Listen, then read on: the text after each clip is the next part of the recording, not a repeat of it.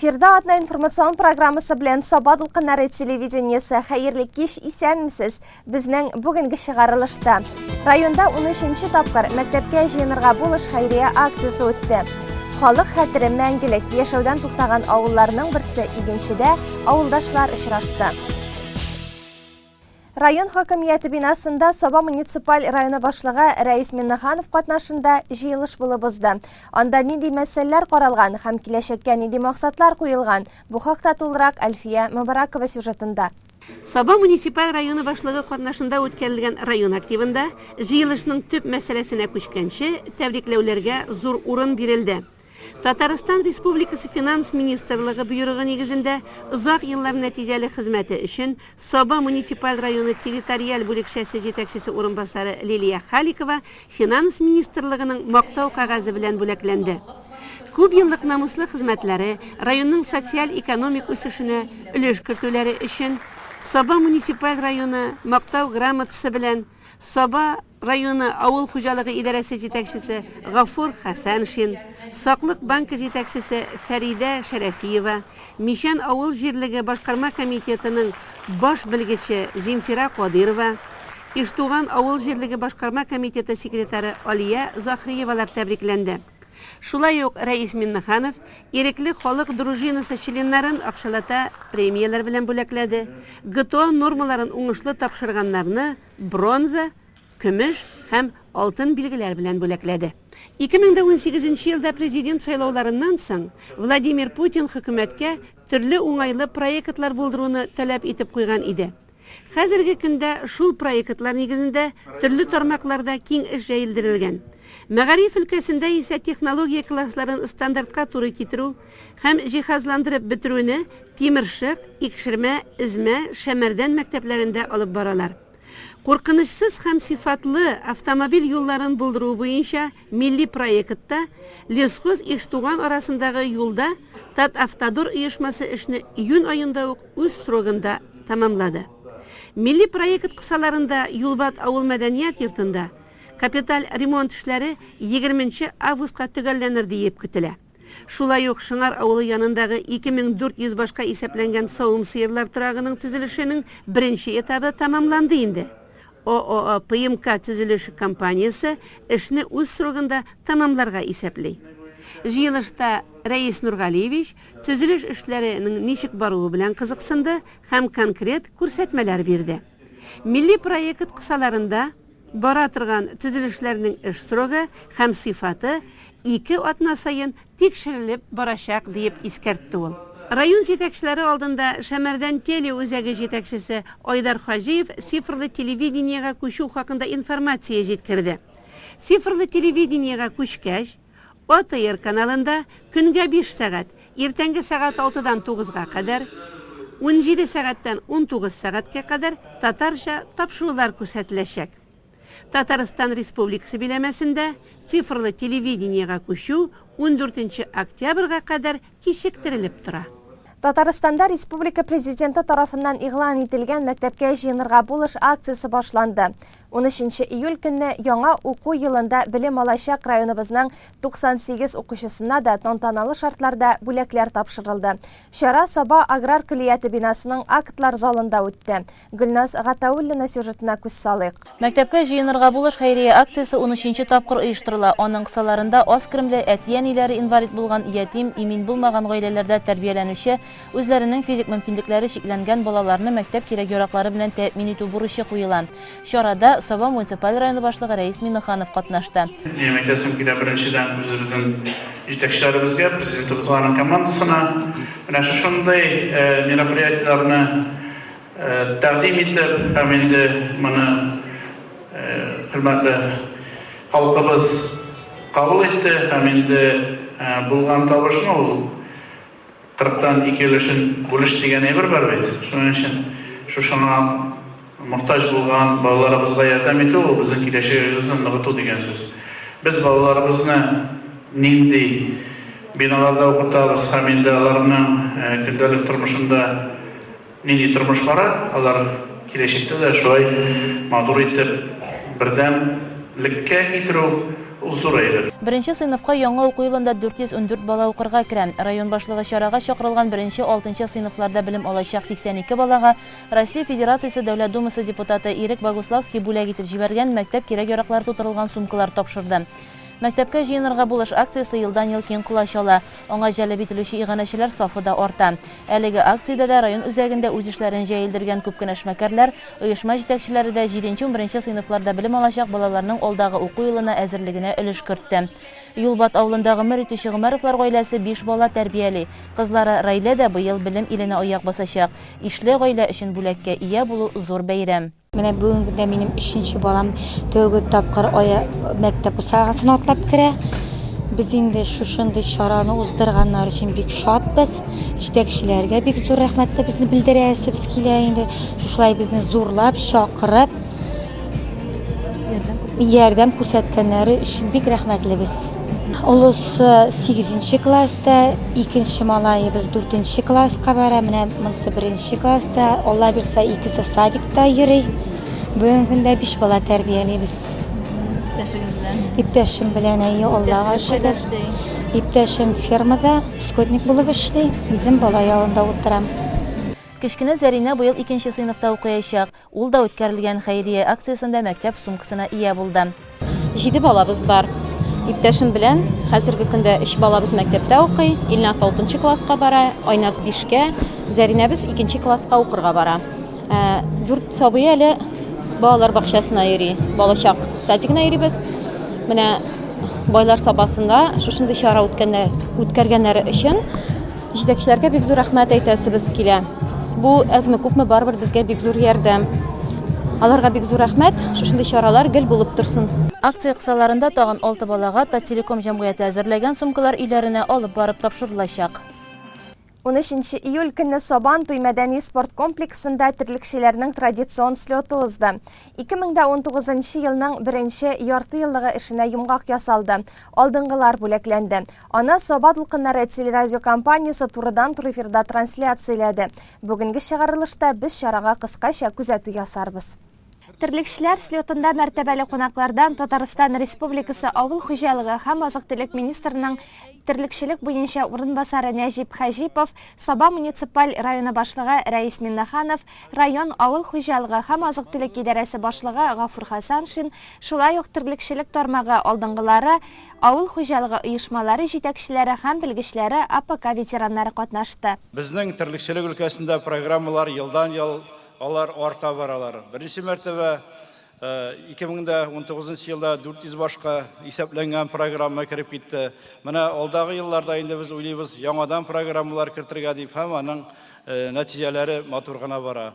Быел республикада бу программада 12 объект, аннан соң федераль программа буенча безнең шактый гына объектлар эшләнеп бара. Яңадан менә районга кире әйләнеп кайтканда иң зур комплексларның берсе Саба районында беренче очереден җибәрәбез дип, шушы сентябрь айында дип көтелә терлекләр кайта башлады. Һәм инде шушындый объектлар республикада безнең күңелдә 2 миллион тонна сөткә барга дигән бөтен нигез барын күрсәтә. Районның 2019 елның 1нче ярты еллыгында терлекчелек тармагы эшенә йомгак ясап, авыл хуҗалыгы һәм азык-төлек идарәсе начальнигы Гафур Хасаншин чыгыш ясады. Район авыл хуҗалыгында төп җитештерү тармагы безнең терлекчелек. Хуҗалык елының 6 айлык эш күрсәткечләренә тукталып киткәндә, узган елның шушы чоры белән чагыштырганда сөт җитештерү 9%, ит җитештерү 5% тәшкил итте. Сөт җитештерү Курсабаш хуҗалыгында 120%, Юлбат 18%, игенче хуҗалыгы 16%, Мөхәммәтшин фермер хуҗалыгы 10%-ка, 11%-ка, Сатыш, Явалаштау хуҗалыкларында 8%-ка арттырып үтелде. Ит җитештерү Урта Саба хуҗалыгында 146%, Курсабаш хуҗалыгында 120%, Мәртин хуҗалыгында 19%, Явалаштау 12%, игенче Кибәче хуҗалыкларында 10% үсеш бирде. Район буенча ярты елда бер сыердан 3865 литр сөт савылды. Бу алдагы елга караганда 307 литрга артыграк.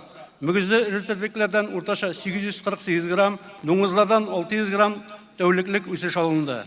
Барлык төр терлекләрнең баш саннары арта бара. Мөгезле өлтерлекләрнең саны 27206, доңгызлар 42960, сарыклар 2733, кәҗәләр 7763, атлар 1921 баш. Майданда алдыңғы тірлекшілер, юғары күрсәткечләргә ирешкән хуҗалык җитәкчеләре, сөтчелек комплексы җитәкчеләре һәм ферма мөдирләре, иң алдыңғы сыер савучылар, тудыру бүлеге эшчеләре, мөгезле эре терлек ите җитештерүче алдыңгылар, дуңгыз ите җитештерүдә югары күрсәткечләргә ирешкән Татметагро җәмгыяте эшчеләре, кәҗә һәм сарыкчылыкта, атчылыкта, урманчылыкта югары күрсәткечләргә ирешкән алдыңгылар, ветеран терлекчеләребез. 2019 елда терлекчелеккә эшкә килүче яшь терлекчеләр ферма комплекс тирәләрен тәртиптә тоту, яшелләндерү, чәчәкләр үстерү, ял урыннарын булдыру буенча җиңүчеләр һәм башка төрле өлкәләрдә яхшы күрсәткечләргә ирешкән авыл уңганнары хөрмәтләнде. Аларга рәхмәт хатлары, кыйммәтле бүләкләр, җитештерү алдыңгыларына акчалата премиялар тапшырылды. Чара Татарстан һәм Башкортстанның танылган эстрада йолдызы Әнвәр Нургалиев һәм аның иҗат төркеменең концерт номерлары белән үрелеп барды. Biz yürürken sokmaklarga küpten indi Korlar yağgan, yanı bitken Uşaklarda dik yaşlığım istek kalgan Hatterimden yaşlıktaki tanışular, ışıraşular Dağ aldından jırlaşular Üge diklim uzattular Yaşlıkime kaytam eli Bir jırlap uzan eli Yüreğimin ernüleri Belki basılır eli Авыл хуҗалыгы тармагында эшләүчеләр шексез хөрмәткә лаек. Бу бәйрәм аларны бераз гына булса да ял иттерә алгандыр дип ышанабыз. Милли көрәш, спорт уеннары, сыер сау аппаратын сүтеп җыю, капчык сугышы һәм башка күп төрле уен конкурслар барысы да алар өчен оештырылган иде.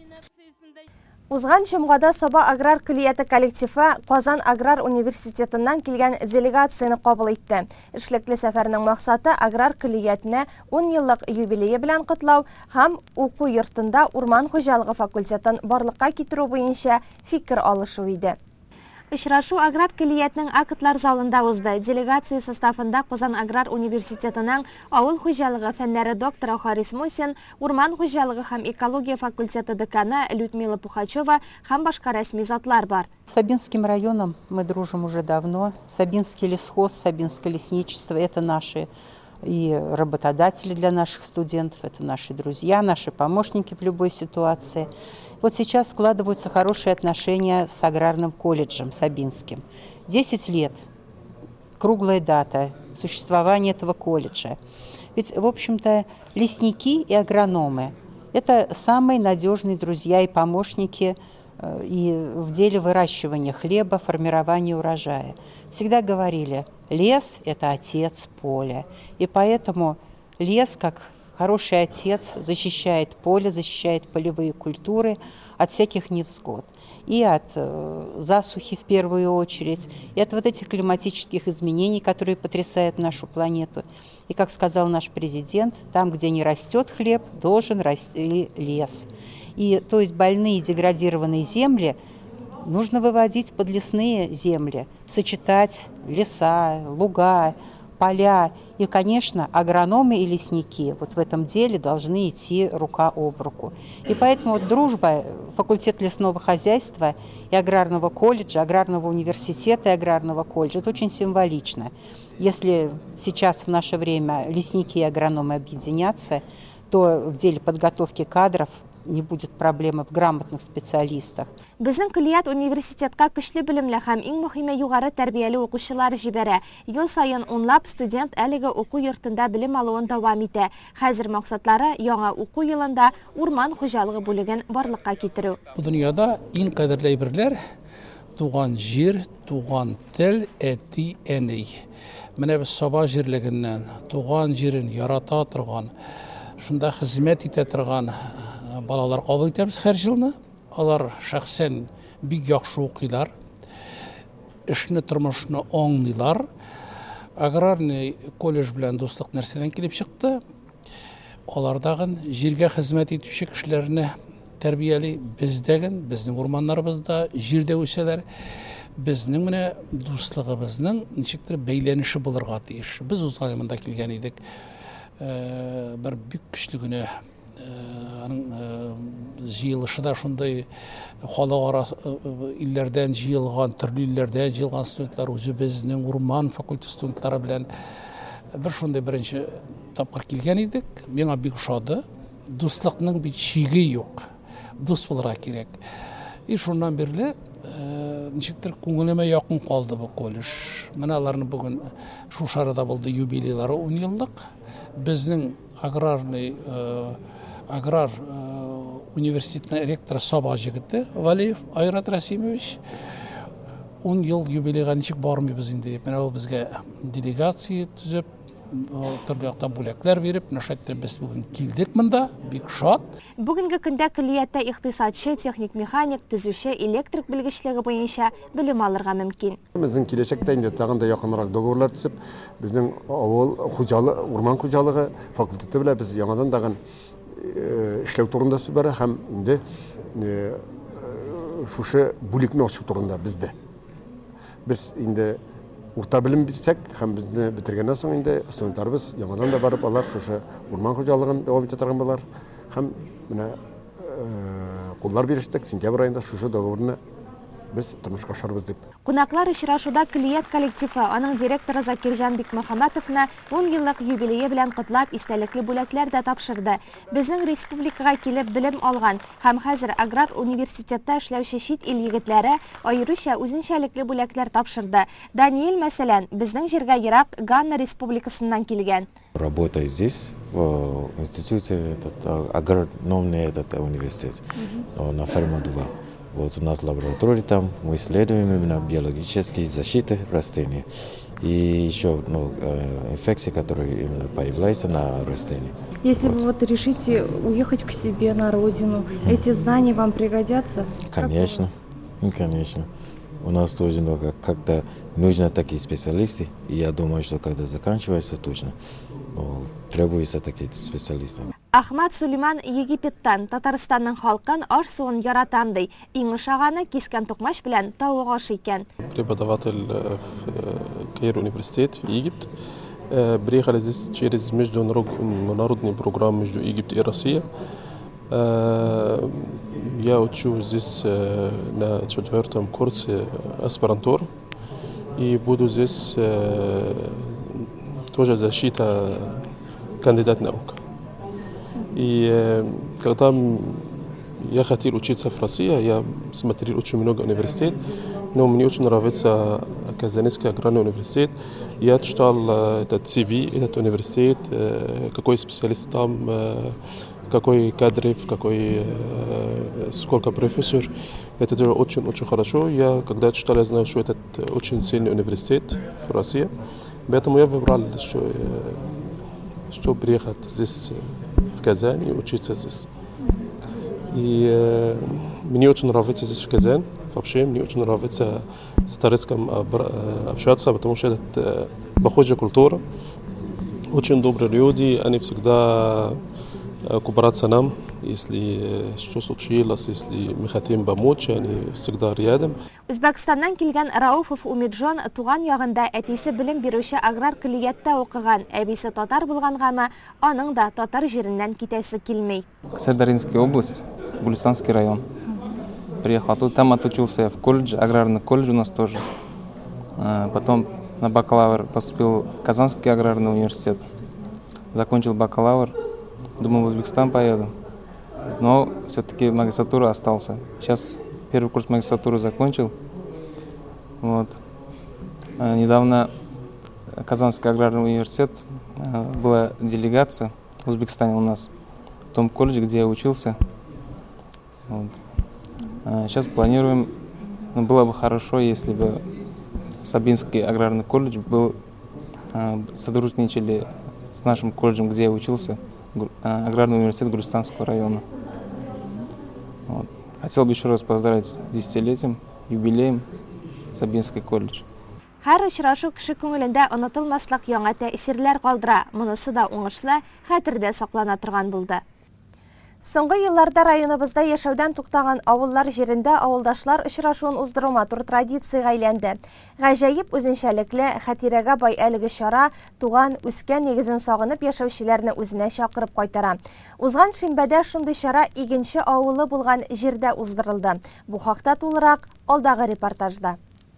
Игенче авылының тарихы артык бай түгел, зурлыгы ягыннан да башкалардан күпкә калыша. Бирегә халык узган гасырның 25-29 елларында җир күп, якында гына урман булганлыктан килеп урнашкан. Күпчелеген Мамадыш районының Байдусай авылы халкы тәшкил итә. Бер урамлы авылда 19 хуҗалык булган. Гади генә авыл булса да, бу җир безгә РСФСРның ат казанган урманчысы легендар шәхес Нургали Миннахановны бүләк иткән. Аның әтисе Миннахан бабай шушындагы зиратта җирләнгән. Бу монда авыл булганын испат итеп торучы бердән-бер урын. Авылдашлар очрашу да күмәкләшеп илә намазын уку, әрвахлар рухына дуга, зиярат кылудан башланып китте. Hayya alal falah, hayya alal falah. Qad qamatis salatu, qad qamatis salah. Allahu akbar, Allahu akbar. La ilaha illallah. Авыл урынында җырмың, милли бию, тальян моңнары каршала.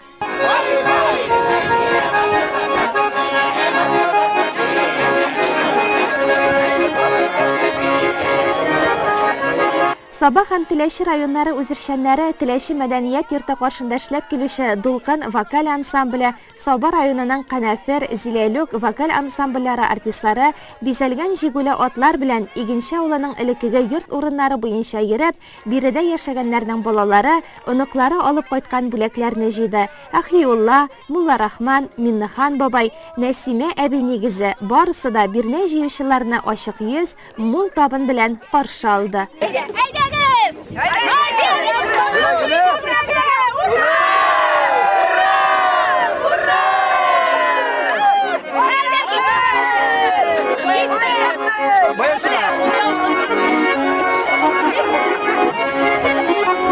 Монда да бит элек балалар тавышы көннең мең мәшәкате булган.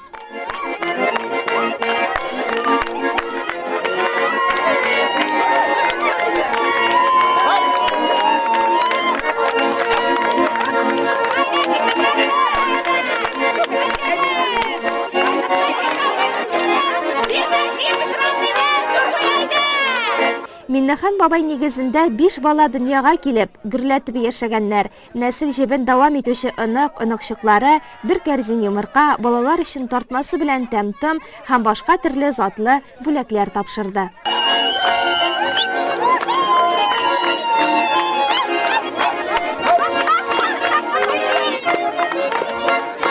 Хуҗа Әхмәт бабай нигезендә оныклары мандолинада уйнап каршы алды. Нигез хуҗалары кунаклар белән шын күңелдән аралашып, соңыннан җырлап узатты. Без үскәндә үскән идек Игенче авылында. Безнең чагым узып китте Игенче авылында. Сагнуларым, сагышларым, бу моңлы җырларымда. Сагнуларым, сагышларым, бу моңлы җырларымда. Бәйрәмдәге күңеллелекне сүз белән генә әйтеп бетереп булмай. Монда килүчеләр шын тамаша шаһиты булды. Майданнан ерак түгел Саба урман хуҗалыгы сәүдә нокталары күргәзмә оештырган. Эшмәкәр Рифкат Аби Шафиков басу уртасында үзе бер авыл барлыкка китергән. Аның коллекциясе өлкән буын кешеләрен кабат бала чакларына, яшьлек елларына алып кайтты. Миштә шажлап коймак пешә, якында гына патефоннан моң агыла. Бу гармония күңелдәге иң нечкә хисләрне, хатирәләрне яңарта. 1955 елны безнең абый Кирча авылында Чәбия Чурчида комбайнда эшләде. Шунда әни мине алып барды август айында җәяүләп. Миңа ул хатта 6 яшь. Biz шушы Игенче авыл аркылы үттек. Бу бик матур гына, кичкенә генә җинәк кына татар авылы. Урама хәтерлим, ялан аягым мин Ширемнән таптап үткәнне. Шуннан Багадаровкалар аркылы Ширша авылына төштек. Анда безнең туганнарга кирдек. Академик Аврар Карулин белән безнең әнинең анасы бер туган. Шуларда кунып, иртәгесен кайттык август айы бу. Biz onlara elektrga okudum men. Sapatonu bitirgəçdən birinci elektrlaşdırу yıllarında əptiga işə qoytardılar məni. Başta sabah da işlədik ilə berdi anlarımında. Şunda ikinci avılına çok uzarga tur kildi. O vaxtda da elimdə yurtlar var ya, büyük motor yurtlar bu 66 yıllar Mena şol taralı aldanlanaraq indi yurtlar kimidi, әлі şoqti xo'jaliklar var. Bundan indi bir-iki oilani bilen men көчүп түшкән әптеге торалар. Менә хәзер яңадан әле берничә көн генә элек килгән идек. Монда басуй һәр менә нинди мотор йортлар калкып чыкты. Урыннар нинди истәлекле, хатирәле урын. Бу бүтән кешегә дә кадерле урын. Менә шулай таралган авылларны менә шулай искә алып торгызыйм менә шулай дип. Шушында килеп йортлар сайды нинди мотор урын басу. Менә бай урлары күреп тора якында гына. Авыл көне генә түгел, бу әле Теләче һәм Саба районы халкының очрашуы да ди Теләче районы башлыгы Илдус Зарипов. Игенче бу районның Әбде авылы җирлегенә керә. Бу бик матур вакыйга, бу безнең өчен бик матур вакыйга. Мин уйлыйм инде менә безнең бу күңелләр күтәренке. Без дукланабыз. Мин уйлыйм инде менә монда чыккан кешеләр, шушы авылда, шушында үскән кешеләр, аларның тукымнары, алар нинди хисләр кичерә микән дип. Чөнки алар 50 елга якын авыл булмаган, авыл бит инде таралган. Менә алар кирәлән кайттылар үзләренең нигезләренә. Урамнарда булды, авылда да булдырдылар. Һәр кеше үзенең нигезенә кирип басты. Урам уртасына атлар йөрде, егетләр сала бирделәр, кызлар сала бирделәр. Менә бер кем булса инде алар инде авылның яшәешен күзаллар китергәндер. Бу бик зур очрашу. Монда савалар да, монда Теләчәр дә, бу бит инде biz bir saba. Менә бу авыл бу үскәндә ул Теләче ягына килеп керде. Мондай тәкъдим булгач, без җигрәп килдек. Безнең егетләр, безнең культура, спортта, onlar bilгән кешеләр, чөнки бу авылдан чыккан кешеләр, аның кайберләре инде Күкмарада, Сабада, алар Теләчедә, алар шизерләрдә. Безнең кешеләр менә бу бәйрәм итә. Мин уйлыйм инде бу бик матур бәйрәм булыр дип, бу бик зур башлангыч булыр дип. Чөнки һәр кеше үзенең туган җире, туган авылы, туган ягы бик кадерле. Алар анда ялан иргәннәр, алар анда үскәннәр, тәгәрәгәннәр. Аның һәрбер шуклыгы менә аларның өчен таныш ул. Шуңа күрә менә аларның иң зур бәйрәме алдыгы шулай булсын. Без инде уйлап куйдык, яңадан безнең анда авыллар бардыр, анда кешеләр бардыр. Алар читтә булса да аларның теләкләре бардыр. Менә шуларны барлап инде без аларга һәр вакытта ярдәм итәрбез. Үзән авылларына кайтырга. Ул авылда 1 йортмы, 5 йортмы, ул авылда йөрдүкме? Менә мондай бәйрәмнәрне, мондай очрашларны без һәр вакытта ярдәм итәчәкбез дип үзебезгә менә моны алып куйдык инде. Очрашуга Казан Аграр университетының авыл хуҗалыгы фәннәре докторы Харис Мусин да кайткан. Нургали абый турындагы хатирәләрне яңартып, безнең белән дә уртаклашты. Мин тушым белән Балык Бистәс районына яшьлегемнең 10 елы мин Кызылдыз районында үземнең туган җиремә хезмәт итеп эшләдем, яшәдем. Нургали Минханович игенче авылында туган җегет безнең туган җирдә Балык Бистәс районында Кызыл Йолдыз лесничествосында эшли башлаган. Бездән ул киткән Саба леспромхозына директор булып, менә Кызылдыздан киткән. Мин үземнең элеккегә укытучыма шул лесхозның директоры Габдулхаков Тимирхан Габдулхаковичка, улар баш җигете, Татарстанның, Россиянең атказанган урманчысы һәр вакытта да сорыйдырым. Нургали Минхановичның туган авылы кайда дип. Ул шундый йомшак иттереп, якын итеп менә. Алар бик дуслар иде. Шушы аның авылы игенче безнең Әбде урманчылык урманнары янында ул авыл биткән дип әйтәдер. Биткән авыл дип әйтәдер. Һәр вакытта әйтәдер. Бу авылда зиратында аның әтисе Минхан абый да күмелгән дип искаладыр. Игъмрым буе мәйтәм бу игенче авылын булган җирен барып та күрә алмадым. Минхан абыйның зиратына да кирә алмадым дип. Ништер күнү менә йөрәгемдә, күңелемдә бар иде бу минем. Менә бит Аллаһ Тәгалә бар. Менә бу җыенны оештырдылар. Бу бик күңелле булды. Төп майданда бәйрәмне Теләче муниципаль районы башлыгы Илдус Зарипов, Саба муниципаль районы башлыгы Миннахан бабайның оныгы Рәис Миннаханов һәм аның абисы Рифкат Миннаханов ачып җибәрде. Дөресен әйтергә кирәк. Ул бик каты дулкынландыра. Беренчедән Bundağı nindi yurtlar bulgan. Yani bırakın bilmeyeni. Bana işlerliğine kirgen bulmadı benim. Dürüsün aytıraya gerek. Hem indi kimler bundan çıkan deyip kütmeyen kişiler bundan çıkan bulup çıktı. Birge mine baba bilen turganlar uzunçelikli bitindi. Şunun için hem indi min olayım dünya tanış bulsa gelecekte bunday şuraşular yazsın iyiydi. Benim eytesim gile birinciden biz indi şuşunday bugün mümkünde bunday merapriyatiyalarda bitti tug'ildi. Jiyinlar uzduralabız ekan. Bitgan avullarni esga olib, tugan tomashalarni ham kurslarni barlarga elegan turda ularga oyda yo'q endi ul nishikdir savan to'yi uzuvda zo'r aybiri avulda. Abunda endi qaysidir avulni ziratlarini tartibga solu ham endi mana ol yo'q avulda shunday hal. Рәис Нургалиевич яхшы хәтерләй. Бәләкәй вакытында әтисе Нургали абый исән булганда өйләрендә бу авылны еш искә алалар. Дөресен әйтергә кирәк, әти искә алайды. Һәм инде бабай үпкә белән бераз авыртулы булгач сугышка алмаганнар. Һәм инде җитәкче итеп куялар, бәләкәй генә колхоз. Анда ике җитәкче генә булган. Алар туры эшне дә үзләре эшләгәннәр. Кич белән инде шул вазифаны үтәгәннәр. Бу халтырда һәм икесе булганнар, ике кеше бары. Алар теге җитәкче генә булмаганнар. Ул вакытта инде башта көндез авыл хуҗалыгы эшен эшлисең, кич белән ушу тынап барасың. Шундый булган.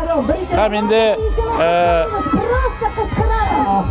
теге утынны эконом итәбез дип якмаганнар.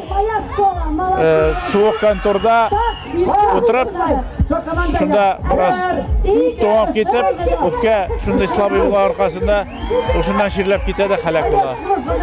Һәм инде әтибет шунда үскәч инде ул ишермәдә барып укыган булган.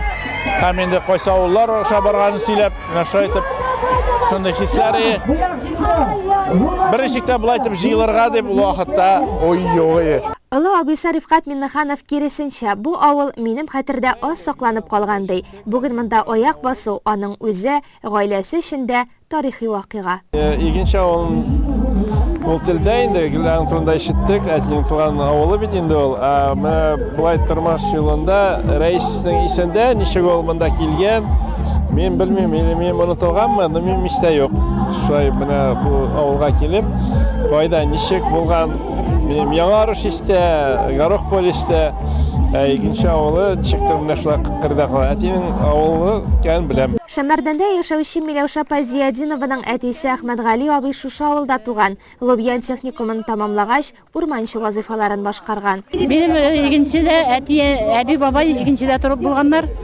Алар монда бабай ни булган, колхоз председатель булган, әби Әбине белмим кая яшәгәнен. Бабайгызның исеме ничек? Миннехан бабай булган. Мин монда үсәсәндә бик мине әни ярыш торган җир, әтиләр йөргән җир булгач, бик шат инде миңа. Зиратка бардыгыз. Бардык зиратта бик мотор ясаганнар. Безнең монда ситартырга килгәннәр, мин генә килмәдем. Минем сөннекәш килеп, җыштырышырга килделәр монда. Сөннекәшем җирдә сәйсемне. Теләче районының Туктамыш авылыннан бәйрәмгә килгән Менәвәрә апа Яруллина бу авылның үзен дә, кешеләрен дә яхшы хәтерләй. 17 үй бар иде. Икенчедә басу бирелгән аларга, колхоз булып яшәделәр алар. Колхоз булып, анда председательләр үзләренең, бригадирлары үзләренең сарык фермалары да бар иде. Анда ике кыйлары бар инде аның. 17 үй бар инде. Алар 70-нче елларда инде 69-да, 70-тә вак авылларны берләштерделәр оларак авылларга.